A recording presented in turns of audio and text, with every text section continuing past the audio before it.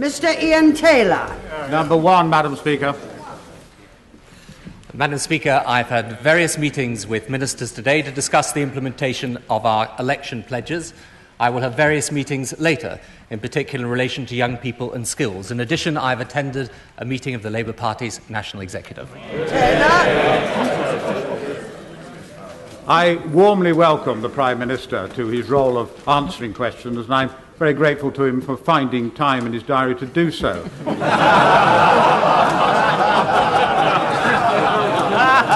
At some point he might consult the House about how these sessions change. I also wish him well in dealing with the massed ranks of his own backbenchers as they lose their political dignity.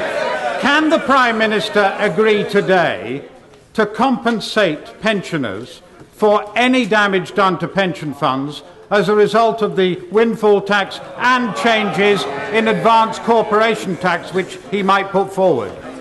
Well, Madam Speaker, I first of all have to say to the honourable gentleman, yes, indeed we have a busy day because this government, unlike the last government, is actually governing in the interests of the people of this country. But secondly, in relation to the windfall tax, if I may just say to him, the windfall tax will not harm pensioners at all. What did, however, harm pensioners was the implementation of the last government putting VAT on fuel.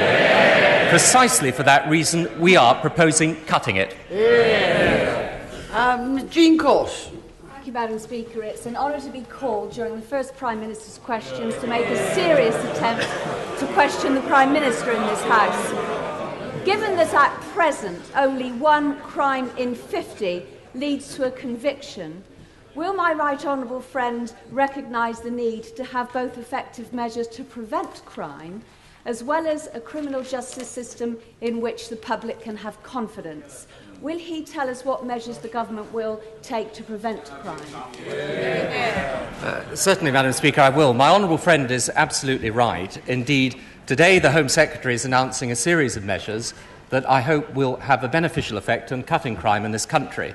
He is, of course, announcing, first of all, that in respect of children between the ages of 10 and 13, then we do say they are able to tell the difference between right and wrong, and the law should be changed in that respect. Secondly, we are going to halve the amount of time it takes to get persistent juvenile offenders to court. And thirdly, he has announced a review of the entire youth justice system. Now, much of the behaviour of some of the young tearaways and thugs in our communities make life hell for people. We are committed to taking action, and again, unlike the previous administration, action we will take. Mr. John Swinney.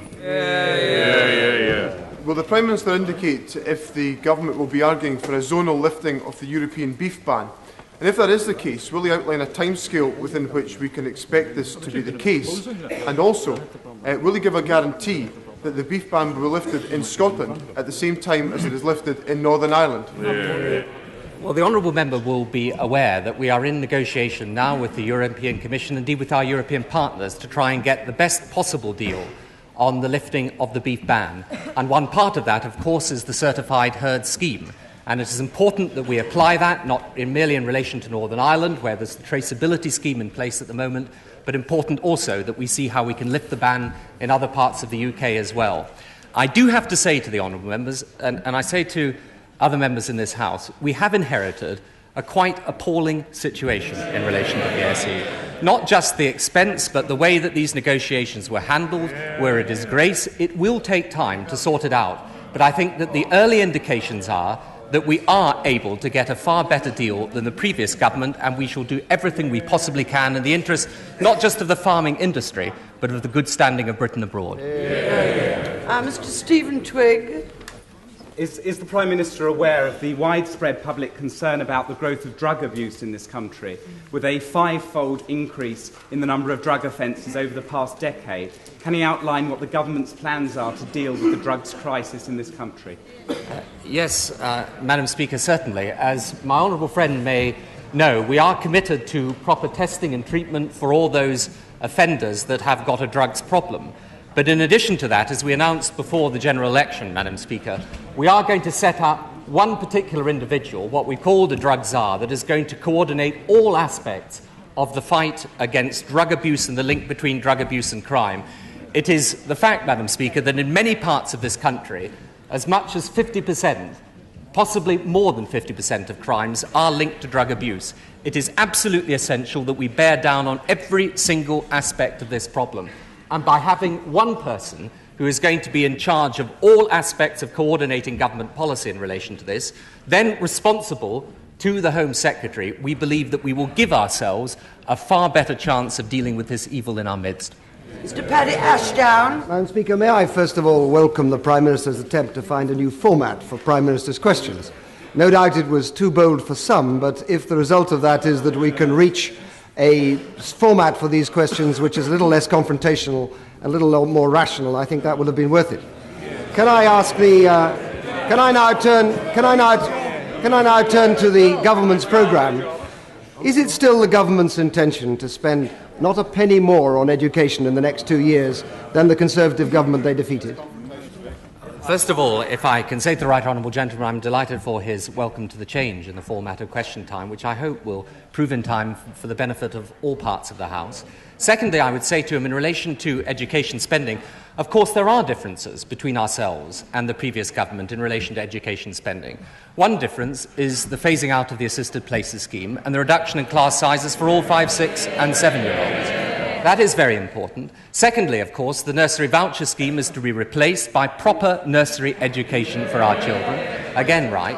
And, of course, in relation to at least the skills and training part of the education budget, then, of course, the windfall tax will have some impact in helping young people back into work through better skills and training. Mr. Ashdown. Madam Speaker, the Prime Minister knows that we believe the figures that they quote on assisted places and its abolition frankly don't add up. But even if they do, surely it is the case they are not going to deliver next year and may deliver very little in the year following. So is not the consequence of the government's policy this, that the teachers who were going to be sacked as a result of the Conservative policies are still going to be sacked, that class sizes that were going to rise this autumn are still going to rise, and that the serious situation on books and equipment that are now faced in our schools this winter as a result of Conservative policies will not get better under this Labour government and may indeed even get worse? No, Madam Speaker, I don't accept that at all. And I have to say to the Right Honourable Gentleman that, of course, as a result of reducing class sizes, that will in part be done precisely by employing extra teachers. And it is very important. He said that those figures do not add up. Of course, those figures were checked by the National Foundation for Educational Research, which found indeed that the figures did add up, indeed that there was money to spare after that. And I think what is very important to understand is that for the vast majority of people, the parents who use the state education system, they understand it is going to take time to put things right. It will take time because of what we've inherited. But they know now that they have a government with the right values, committed to state education system in this country, and we will, over time, improve it in the way that we have promised. Mr. Stuart Bell. Madam Speaker, having fought the general election on a platform of no 100 days of dynamic action, the definition of dynamic action changing from one Prime Minister to another, and having introduced a Queen's speech with 26 bills, much to the delight of the public, having made the Bank of England independent, having severed the supervision of the Bank of England from banking, having introduced a new regulation for the City of London, can the Prime Minister tell the House what he proposes as an encore? Well, I thank my honourable friend for that question. It is, of course, important that we start to make a difference in those areas where the people of this country elected us to make a difference. In our schools, in rebuilding our National Health Service, in giving hope to our young people, and, of course, in the measures that my honourable friend quite rightly says in relation to the Bank of England. My right honourable friend, the Chancellor, took decisive action right at the very beginning, and I believe he is to be congratulated for that. It is far better now that we take the politics out of setting interest rates, that we do not play politics with people's mortgages, and indeed, as the Association of Estate Agents was saying just the other day, in the long term that will lead to lower mortgage rates and therefore a better deal for home owners. Mr. John Major. Madam Speaker, in view of the apparent confusion in briefings from ministers over recent days, Can the right honourable gentleman please tell the House which companies and which classes of companies are likely to be liable for the windfall tax? And can he also please explain to the House why the chairman of British Telecom apparently felt that his company would not be liable? Well, if I can say to the right honourable gentleman, first of all, I did hear what the chairman of British Telecom said the other day, and I was delighted, of course, that he indicated he had the good judgment to vote Labour in the general election. But I have to say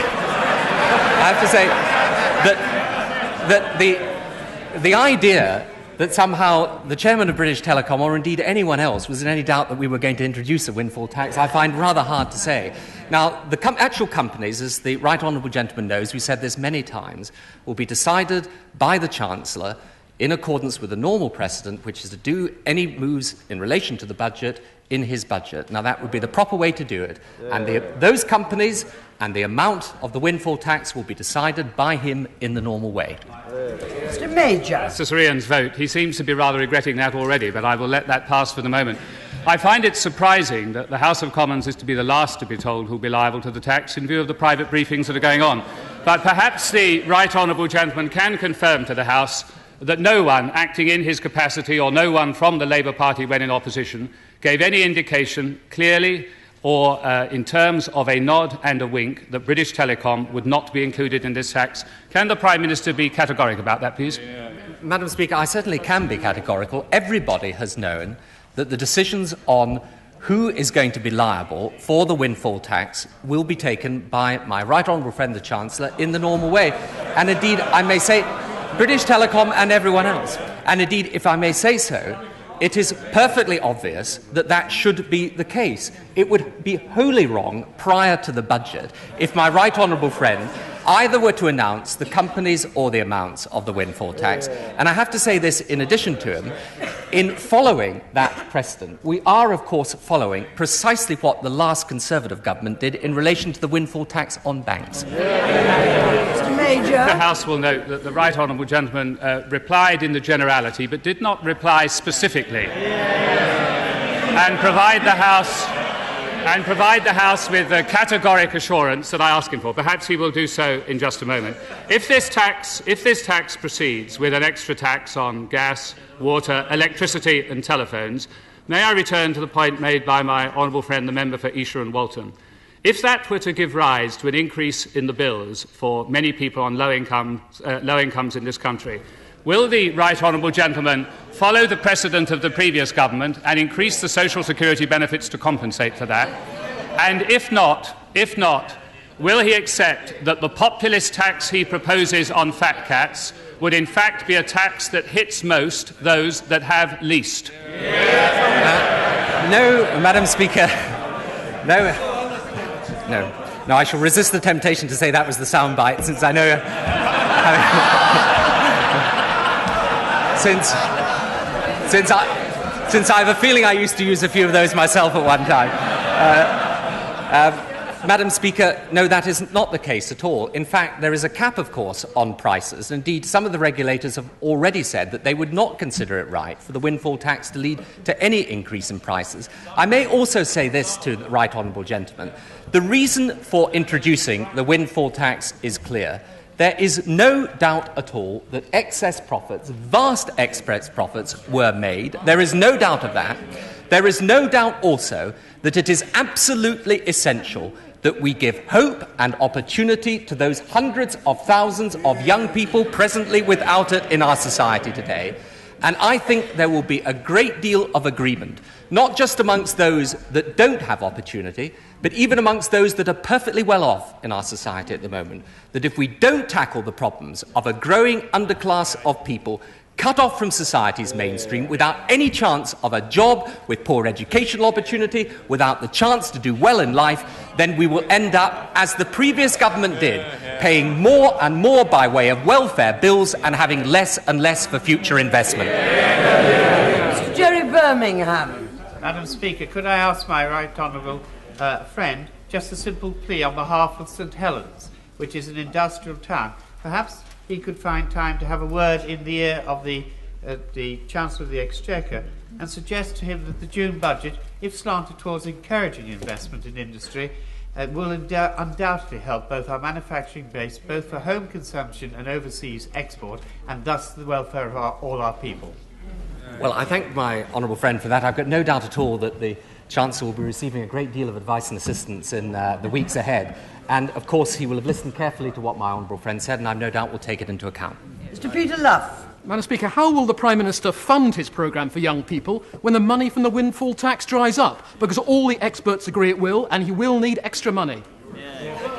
Madam Speaker, first of all, can I say to the honourable gentleman, I'm absolutely delighted that he seems to understand, as his leader did not, that money is needed to tackle this problem. And I agree with him wholeheartedly about that. Yes, the one-off, the windfall levy is a one-off, but of course, by getting young people off benefit and into work, that is precisely what saves us the money in the long term. Well, I have to say that the honourable member and other honourable members shake their head. There is absolutely no doubt at all that there are young people in this country who are leaving school without any proper qualifications at all. If they don't get the right chances on skills and apprenticeships, they'll never make anything of their lives. And I can tell them this, I have met, in the course of this election campaign, some third-generation families where the father hasn't worked, the son hasn't worked, the son isn't going to be working either. Now, unless we try to give them some sort of chance to escape from that welfare dependency, we will be in this difficulty forever. Lorna Fitzsimmons. Thank you very much, Madam Speaker. My right honourable friend, the Prime Minister, comment on the problems that our communities face, not just because of the causes of crime, but also because of the underlying aggressive and loudest behaviour in some of our communities. And what is the government going to do about this? Well, Madam Speaker, of course, my honourable friend is absolutely right. And that is one of the reasons why the measures that we announced in the Queen's speech aren't merely measures that tackle juvenile offending, indeed other criminal offences too. They're also measures that tackle disruptive or noisy or antisocial neighbours. And I think that all of us who have talked to our constituents in this House will know the misery that is caused by small groups of people that act in an antisocial way. And this government, at long last, is going to do something about it. Mr. David Curry. Does the government intend to limit the amount of time British fishermen can spend at sea in order to meet cuts in European quotas, as suggested by its Fisheries Minister? No, Madam Speaker, actually what we have tried to secure, if I may say so, and we're trying to secure it against the background, as I say, where the negotiations have not been well handled by the previous administration. We will try and secure the very best deal for our fishermen on quota hopping and on other issues so that we can put in place a long-term framework that actually guarantees their future and offers some stability. Mr. Eric Ilsley. Is my right honourable friend aware that there are an estimated 120 million anti-personnel landmines planted around the world? Landmines which kill or maim someone every 20 minutes, in many cases young children, innocent children. When does my right honourable friend expect to be able to act to fulfil Labour's commitment to ban these evil weapons for good? Madam Speaker, I can tell my honourable friend that the government will be announcing later today that we will ban the import, export, transfer and manufacture of anti-personnel landmines. We will also phase out the UK stocks of such anti-personnel landmines. We will, in addition, make sure that we ban the trade through the United Kingdom of all such landmines. They have done enormous carnage, often to wholly innocent civilians, including children, and the sooner that Britain gives a lead in this, the better. It is the right and the civilised thing to do. Mr. Robert Jackson. Will the right honourable gentleman undertake a review of the somewhat curious arrangements that he has inherited for science policy? Will he consider 2 points in particular? First, whether it is right to have the government's chief scientific advisor located not in the centre of government, but in one of the departments for which he's responsible for supervising. And second, whether it is sensible to have two different ministers responsible for the research councils and the universities when research council funding is integral to the funding of the universities.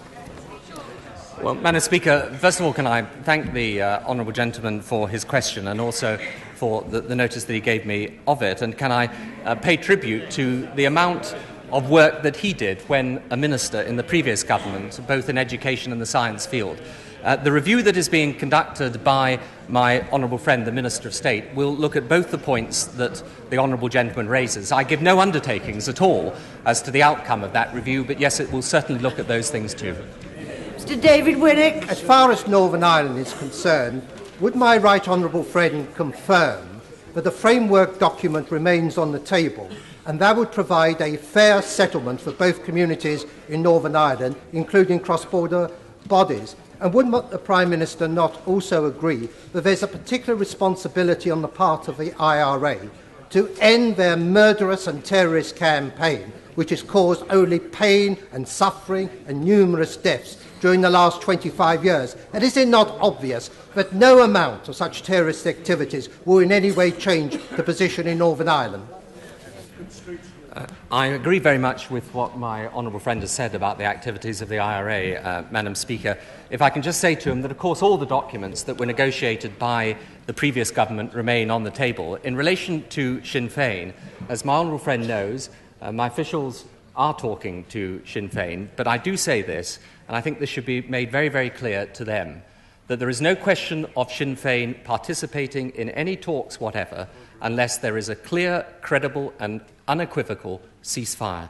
And that should be demonstrated in word and deed.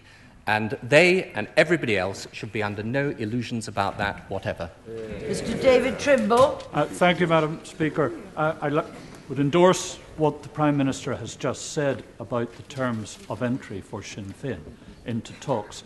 And I'm sure that he will ensure that in any discussions that officials may be having, that will be borne home to Sinn Féin, and that he will ensure that that discussion does not move into negotiation, which of course would not be permissible. But I'm sure the Prime Minister is bearing in mind the fact that there is an election taking place in Northern Ireland today. Does he think, therefore, in the light of that, and in light of the comments which he has commended made by the Irish Prime Minister and by the Honourable Member for Foyle, that a vote for Sinn Féin is a vote for murder, does he think it was wise for officials in the Home Office and the Northern Ireland Office to arrange for events to take place today which would only boost the standing of Sinn Féin? Well, Madam Speaker, if I understand rightly, the events he's referring to are the transfer of the prisoners. Perhaps I can just come to that in a moment. If I can say to him in relation to the talks with Sinn Féin, there is no question of that being about a negotiation of a ceasefire. It is to make clear the government's terms and conditions for their entry into any such talks. Secondly, in relation to the prisoners that have been transferred, the two prisoners, I have made inquiries about this, and it is clear that that was something put in train actually before the general election. It is something that follows on. I think there were some 9 such prisoners transferred who were convicted of terrorist offences in the last year, but it should not be seen in any way as any signal to Sinn Féin at all. Mr. Colin Pickthall. Number 7, Madam Speaker. No, we didn't do that. We didn't do it. Madam Speaker, we are doing everything we possibly can to alleviate poverty amongst Britain's pensioners. There are many hundreds of thousands, perhaps millions of Britain's pensioners who enjoy a good standard of living. There are many more who do not. And that is one reason why we are looking urgently at the help that can be given to Britain's poorest pensioners. And, of course, it is one reason why we are committed to the cut in VAT on fuel. Mr. Pickthall. Would my right honourable friend agree that one of the problems of pensioner poverty is caused by the complexities and sometimes by the arbitrary nature of the income support cut-off points? Would he find time, unlike the previous government who refused, to look at the work done by Lancashire County Council's Welfare Rights Service, who have managed to find ingenious means of getting 15% more pensioners claiming income support, about 7,000 individuals, totalling about £4 million going into pensioners' pockets in Lancashire? And would he use his immense influence to ensure that the government's programme for ending pensioner poverty begins by getting pensioners the rights and the benefits to which they're entitled? Well, I should say to my honourable friend that I'm very happy to congratulate the work of those that are bringing home to pensioners the entitlements that they have. I would say 2 other things to him as well, that of course the review of pensions that's been undertaken by the Department of Social Security will include how we help those pensioners in greatest poverty. And in addition to that, I hope that he can say to his constituents, as I would say to the country, that previous Labour governments have done well by Britain's pensioners, always, and we will do well by them again.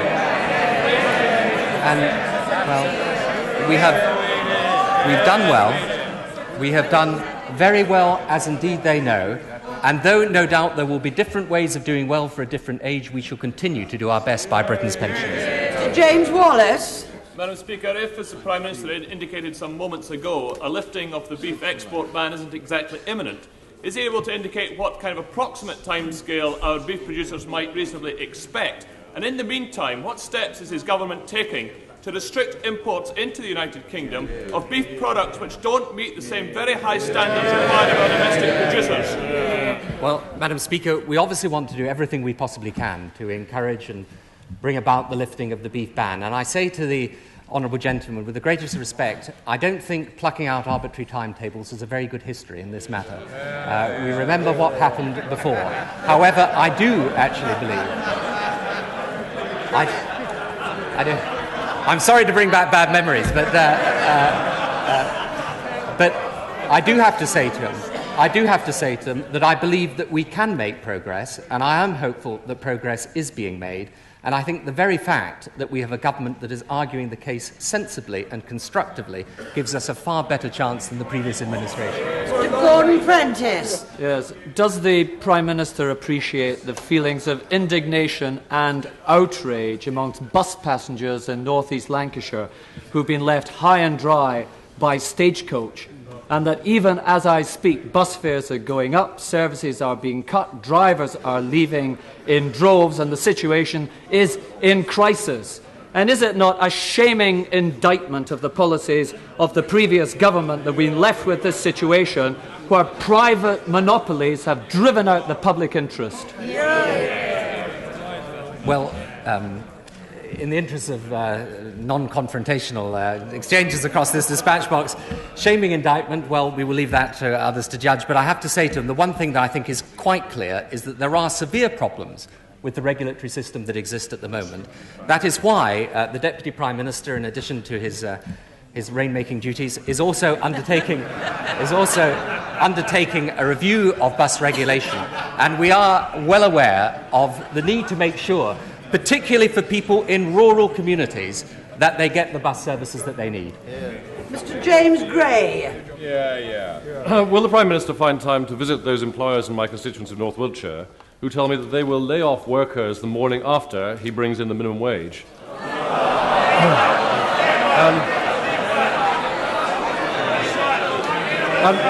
And would he not agree? Would he not agree that the tragically high level of youth unemployment in the continent of Europe is not least because of the job-destroying minimum wage in Europe? I have to say to the honourable gentleman, first of all, that the United States, for example, has a minimum wage and has a lower unemployment rate than here. And I think that, in contradistinction to the position here, that is a matter now of agreement between the Republican Party and the Democrats. It's a pity we can't get the same agreement about decency here. I say also to him, in respect of the minimum wage, that employers will, of course, be fully consulted about the level at which it's set and how it is implemented. That is very important. But I really do not believe that the Conservative way of competing on the basis of low wages and low skills is the right future for Britain. The way that we will compete in the future is by investing in our people and by employers recognising that if you treat people fairly, you get the best out of them. And if that is one change that an incoming Labour government can bring about, we will have done a service to the whole country. Maria Fife. Thank you, Madam Speaker. Has my right honourable friend noticed that in this first session of Prime Minister's questions, we have already got through more questions than we would have done in 2 quarter-hour sessions. It has been a more civilised and informative event than ever before, and we look forward to this in the future. And on the question of a national minimum wage, many of us take great pride in the fact that the Labour Party stuck through thick and thin to this policy and intends to implement it as early as possible. Madam Speaker, I thank my honourable friend for those comments, and I hope that people will understand that it is a better way of organising Prime Minister's questions.